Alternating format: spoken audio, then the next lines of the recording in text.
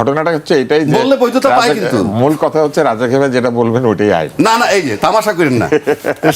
আমি তুষার ভাই, নাগরিক প্ল্যাটফর্মের আহ্বায়ক ডক্টর দেবপ্রিয় ভট্টাচার্য বলেছেন, নতুন বন্দোবস্তের কথা বলে পুরনো বন্দোবস্ত ফিরে গেছে সরকার। তিনি বলেছেন, সরকার কিছু ক্ষুদ্র ও উগ্র জনগোষ্ঠীর কাছে জিম্মি হয়ে গেছে। এমন পরিস্থিতিতে সুষ্ঠু নির্বাচন হবে কিনা তা নিয়ে সংশয় রয়েছে। নির্বাচন সুষ্ঠু হবে কিনা এটা নিয়ে তো সংশয় আছে। একটু আগে রাজ্জাক ভাই সংশয় প্রকাশ করলেন। শুধু একটা বিষয় রাজ্জাক ভাইকে একটু মনে করিয়ে দিই। রাজ্জাক ভাই একসময় বলেছিলেন যে বিরোধিতা করেন না, বিরোধিতা করছি না, একসময় বলেছিলেন যে ডক্টর ইউনূসের কথাই সংবিধান। হ্যাঁ, তাইলে ওই কথা অনুযায়ী, মানে রাজ্জাক ভাইয়ের কথা অনুযায়ী তাহলে আরেকটা কথা বলেন যে অন্তর্বর্তী সরকারের অন্তর্বর্তী সংবিধান। আমি দ্বিমত নাই। হ্যাঁ, তো ওই কথাই আমি উত্তরটা খালি দেই যে নির্বাচনটা ওইভাবেই হচ্ছে। উনি বলছেন তাই হচ্ছে। আমি বললে তো হবে না, এটা তো নির্বাচন কমিশন বলবে।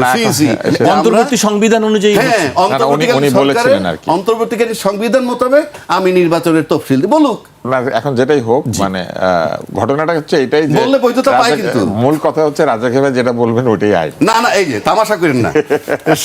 আমি সেটা বলি নাই। তবে এই কথা একদম ভুল। মোমেন সাহেবের সাথে আমার জীবনে দেখাও হয় নাই।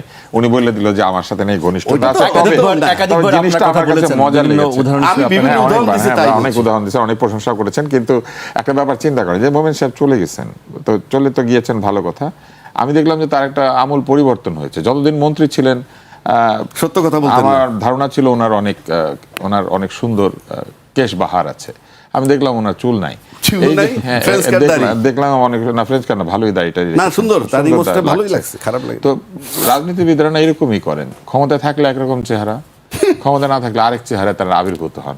আবার ধরেন আমরা দেখেছিলাম যে তরুণদের রাজনৈতিক দলে নির্বাচন তারা ভিন্ন ভিন্ন পোশাক আশাক পরেন। আমি দেখলাম যে সারোয়ার তুষার থেকে শুরু করে নাসিরুদ্দিন পাটোয়ারি সবাই মাথায় টুপি দিয়ে একটা ইসলামী লেবাস ধারণ করেছেন। আল্লাহ মালুম, এটা আল্লাহ জানেন কার মনে কি আছে। কিন্তু আমি মোমেন সাহেবটা দেখে বেশ অবাক হয়েছি, কারণ মানে পতন তো অনেক ধরনের হয়। আমাদের মতো লোক যাদের বয়স বাড়ছে, কিছু কেশের পতন হয়, তাই না? কিন্তু আমি দেখলাম যে ওনারও হলো, এবং ওনার হয়তো আগেই ছিল। কেন এই রসিকতাটা করছি?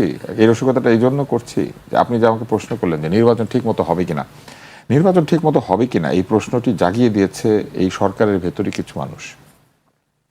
আমরা মনে আছে একজন উপদেষ্টা বলেছিলেন 54 বছর আপনারা কি করেছেন, তখন লোকে ভেবেছে এরা আরো থাকতে চায়।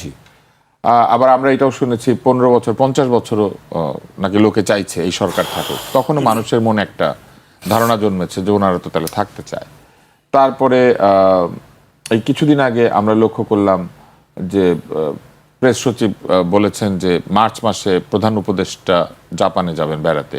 মার্চ মাসে তো ওনার প্রধান উপদেষ্টা থাকার কথা না। মার্চ মাসে নতুন নোবেল লরিয়েট, গ্রামীণ ব্যাংকের প্রতিষ্ঠাতা, গ্রামীণ ফোনের অন্যতম, গ্রামীণ টেলিকমের মাধ্যমে অন্যতম অংশীদার, পৃথিবীব্যাপী স্বনামধন্য আমাদের অন্তর্বর্তী সরকারের সাবেক প্রধান উপদেষ্টার জাপান যাওয়ার কথা। কিন্তু উনি বলেছেন যে উনি জাপান যাবেন, বা কোথায় যেন যাবেন, জাপান বা কোনো বিদেশে যাবেন। আমি এক্স্যাক্টলি জাপান বলেছিলেন, জাপানের জাপান। হ্যাঁ, তো উনি এখন এটা ঘোষণা দিচ্ছেন।